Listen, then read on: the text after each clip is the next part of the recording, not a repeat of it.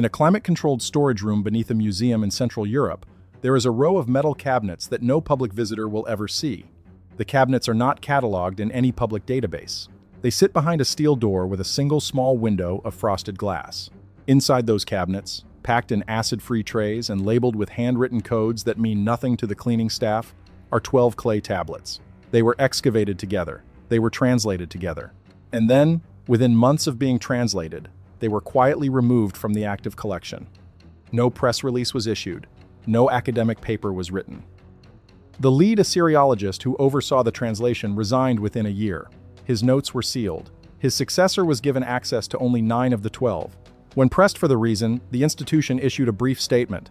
The 3 missing tablets, they said, were being held for ongoing conservation work. That conservation work has now been ongoing for more than 4 decades. No conservator has ever been named. This is not a story that ends with a satisfying reveal. It is a story that ends with a question. Because if the tablets contain nothing dangerous, why were they locked away? And if they did contain something dangerous, what was it?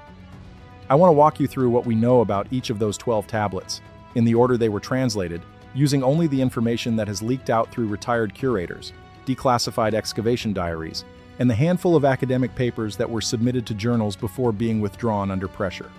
Some of what I am about to tell you is verifiable through public museum records. Some of it is not. I will tell you which is which. The tablets came from a single site. The site was an outer mound, several kilometers from the main excavation area at a city in southern Mesopotamia. The mound was small, almost an afterthought. The excavation team that opened it was funded by a private donor who attached one condition to his funding. Whatever was found there would be released to him personally before it was released to any institution. He was an antiquities collector with deep pockets and deeper connections. He had funded 3 previous digs in the same region, each of them quietly, each with the same condition attached. None of the artifacts recovered from those earlier digs has ever appeared in a public collection. They are believed to have entered private hands. Some have surfaced briefly at small auctions in Geneva and Vienna, only to vanish again before any photograph could be taken. The team agreed. They had no idea what they were about to uncover. The mound contained a single chamber, stone-walled, lined with bitumen. Inside the chamber, on a low platform of fired brick, were 12 tablets arranged in a precise circle. Each tablet faced inward. Each was made from a slightly different clay, as if they had been manufactured at different times or different places and brought together for this one purpose. In the center of the circle was a 13th object. It was not a tablet. It was a small cylinder seal made of lapis lazuli. The seal has never been photographed in public. It is now believed to be in a private vault in Switzerland. The chamber itself was sealed before the team left the site. A layer of fresh concrete was poured over the platform. The mound was then backfilled. Any researcher who wanted to return to the original location would find nothing but compacted earth and a thin slab of gray concrete. The site is not on any current archaeological map. The tablets were removed in the order they faced, north first, then clockwise. Each was assigned a number from 1 to 12. Those numbers were used internally and have never been changed. Let me tell you what is on each one. Tablet 1 is, on the surface, a star catalog. It lists 57 stars by name, with notations for their relative brightness and their position in the night sky, as observed from the latitude of southern Iraq. That is not by itself controversial. The Sumerians were excellent astronomers. They produced star catalogs throughout their history. What makes Tablet 1 different is that 12 of the 57 stars listed are not visible to the naked eye. They cannot be seen without optical magnification. Some of them cannot be seen at all from Earth, regardless of magnification, because they are too dim or too distant or both. They can only be observed from instruments above the atmosphere. The translator of Tablet 1, a German scholar with 30 years of experience reading Cuneiform, refused to publish his findings. He sent a private letter to a colleague in which he wrote, and I am quoting from a leaked excerpt, that what was written on the tablet was not possible, not improbable, not surprising, not possible. He used the word 3 times. He died of a heart attack 4 months later. He was 61 years old. His notes on Tablet 1 were never recovered. And before I go any further, I have to pause for a second. Because what I am about to share with you about the remaining 11 tablets is the part that becomes genuinely difficult to process in a video format. The full breakdown of all 12 tablets, the original cuneiform passages where they have been preserved, the names of the museums and the storage codes, the dates of the excavation, and the leaked translator letters, I put all of it into a written document. It is linked below in the description, and the QR code is on your screen. Take a moment to grab it, then come back, because the next 11 tablets get much stranger than the first. Tablet 2 is shorter than Tablet 1. It is roughly half the size.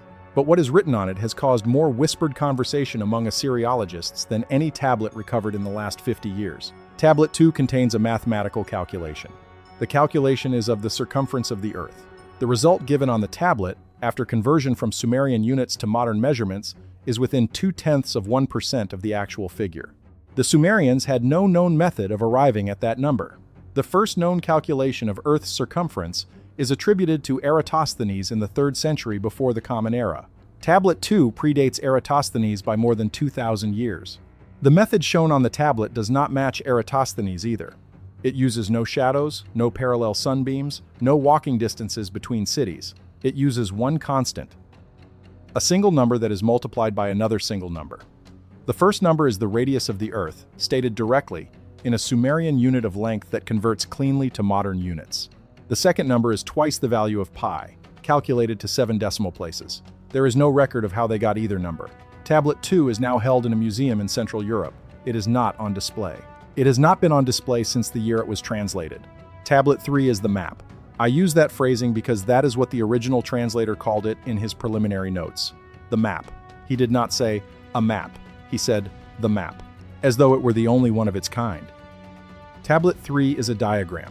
The diagram shows a central body surrounded by 11 smaller bodies in concentric arrangement. Each of the smaller bodies is labeled with a name. The names correspond to the planets of our solar system. All of them, including the ones that were not discovered until the modern era. Uranus was not known to Western astronomy until 1781. Neptune was not confirmed until 1846. Pluto, although it has since been reclassified, was not discovered until 1930. Tablet 3 lists all 3 by name. The names are Sumerian. They do not match the names we use today. But the positions match. The order from the central body matches. The relative sizes, to the extent that the diagram is to scale, match. There is one body on Tablet 3 that does not match any planet we currently know of. It is positioned beyond Pluto. It is labeled with a name that translates roughly as the one who circles and returns. Its orbital period, calculated from notations on the same tablet, is approximately 3,600 years. That number is familiar to anyone who has read the work of certain 20th century scholars on Sumerian astronomy. I will not name them. You know who they are. Tablet 3 is held in a vault. Its location is not publicly disclosed. It has been requested by name 3 times. The third request, submitted by a research consortium in Italy, was acknowledged with a single-line response. The tablet, the response said, is not currently available for review. No further explanation was offered. The consortium dissolved within the year. Tablet 4 is the medical tablet. It describes, in technical detail, a surgical procedure. The procedure is for the removal of a cataract from the human eye. The instruments listed on the tablet include a small curved blade, a thin metal probe with a flattened tip, and a magnifying lens.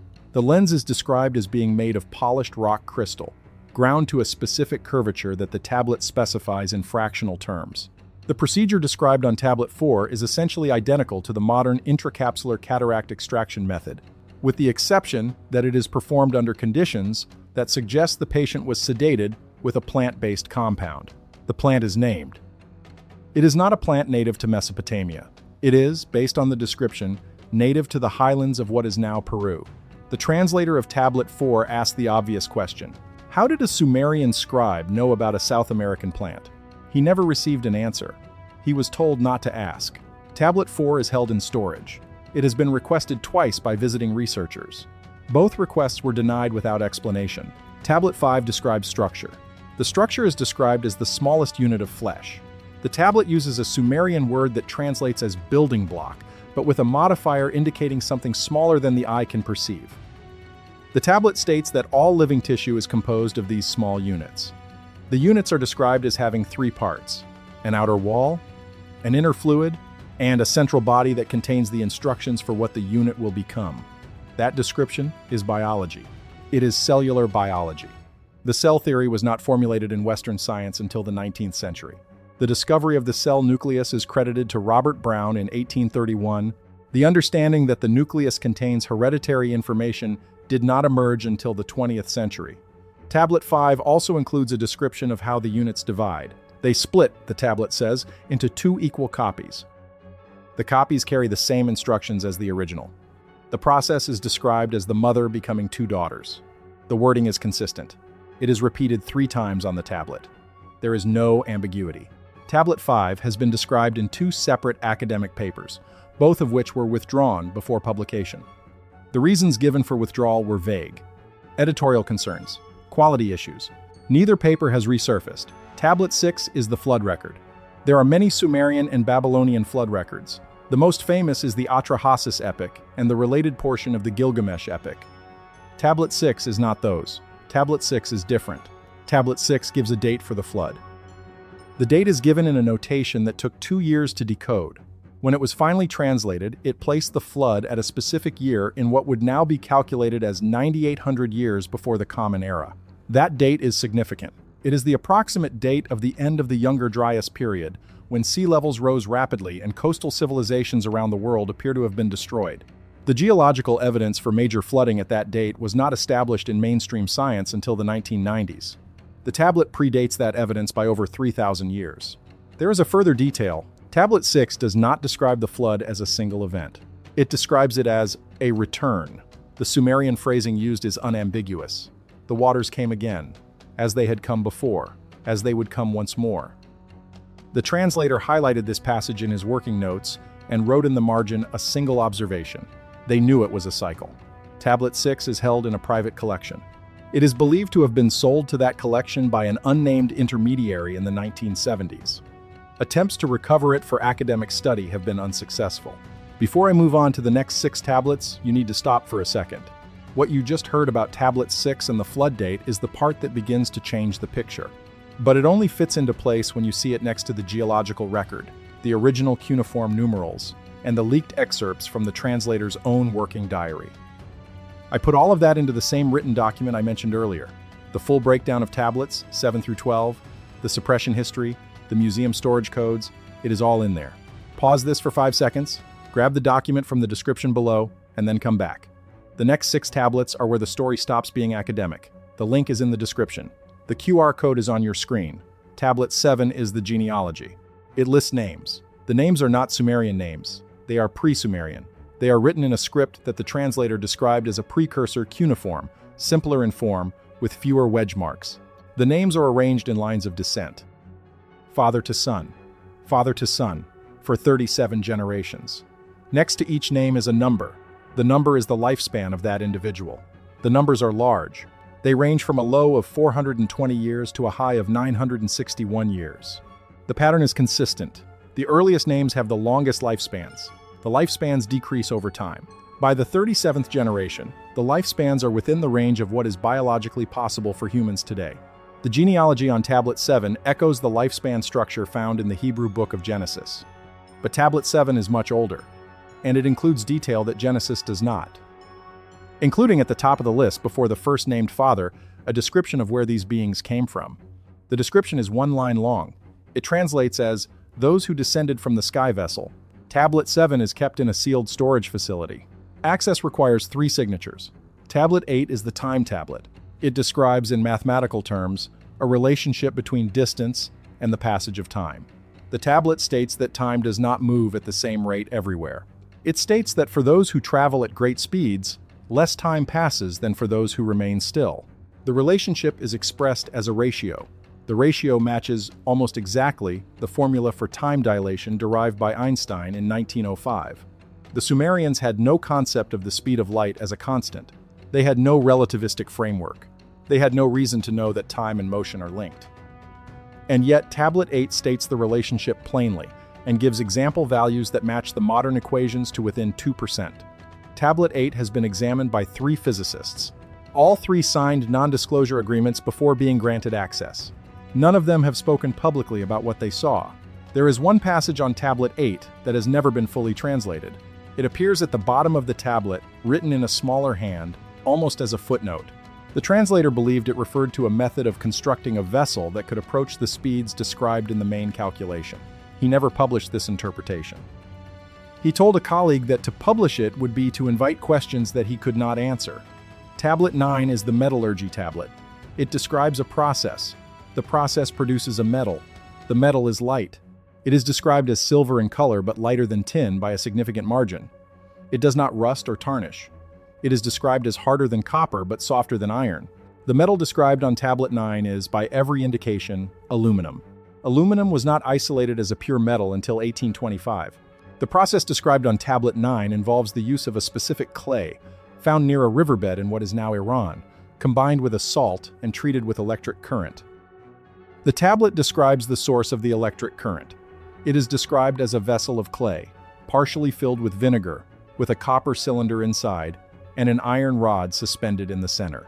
That description matches the design of the Baghdad battery, an artifact discovered in 1936 and dated to the Parthian period, roughly 2,000 years ago. The Baghdad battery is itself controversial. Some researchers believe it was used for electroplating. Others insist it could not have produced enough current to be useful. Tablet 9 settles that debate. The current was used for the production of aluminum. Tablet 9 has not been seen by any non-Sumerian specialist since 1972. A small fragment of metal, allegedly recovered from the same chamber as the tablets, was submitted for analysis at a private laboratory in 1968. The results indicated a high-purity aluminum alloy with trace elements that should not have been present together. The laboratory report was sealed at the request of the funder of the analysis. The fragment was never returned to public custody. Tablet 10 gives coordinates. The coordinates are precise. They are stated in a Sumerian system that maps onto our modern latitude and longitude grid with surprising accuracy. The coordinates point to a location in the Persian Gulf. The location is currently underwater. It sits on what was once dry land during the last ice age. Side-scan sonar surveys of that area, conducted in the 1990s by a private expedition, recorded the outline of a large rectangular structure on the seabed. The structure measures roughly 300 meters by 140 meters. It is buried under several meters of sediment. The expedition was not granted permission to excavate. The data from the survey was published in a small journal and largely ignored. Tablet 10 described the structure. It described its dimensions. It described its orientation. It described, in 2 short lines, what was inside. The description has not been publicly released.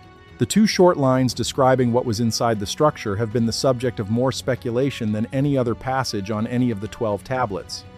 The lines have been published in transliteration only, never in full translation. The Sumerian words have no settled meanings. They appear in no other surviving text.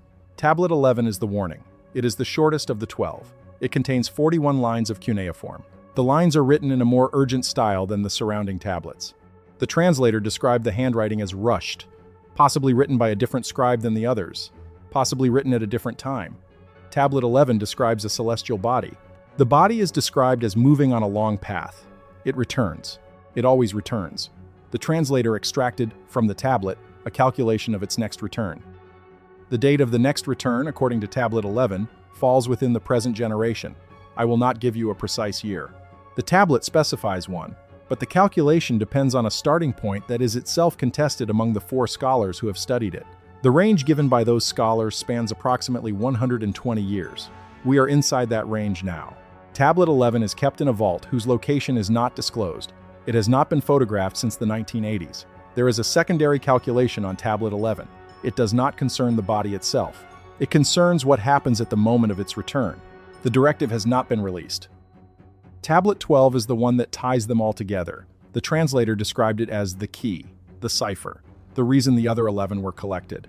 Tablet 12 is a single page. Written on it is a numbered list. The list contains 12 entries. Each entry refers by number to one of the other tablets. Next to each entry is a single phrase. The phrases, when read together, form a single coherent sentence. The sentence has been partially translated. The portion that is public reads, "The gates open when," and then trails off into damage.